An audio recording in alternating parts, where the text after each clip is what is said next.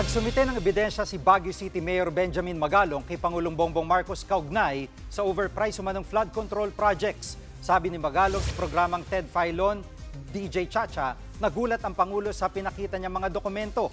Laman nito mga presyo, disenyo at litrato ng mga questionable umanong flood control projects tulad ng isang rock netting na umabot daw sa mahigit 12,000 pesos per square meter.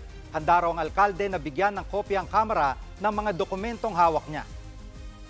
Pinakita ko pa yung ibang mga figures, pinakita ko rin sa kanya yung actual na itsura sa kalsada. Talagang, kita mo talaga yung galit niya, Sir Ted. Galit talaga siya at talagang very, very disappointed siya. Mga kapatid, Jig Manikad po, pagdating sa mahalagang balita sa loob at labas ng bansa, dapat una sa lahat, mag-follow at mag-subscribe na sa social media pages ng News 5.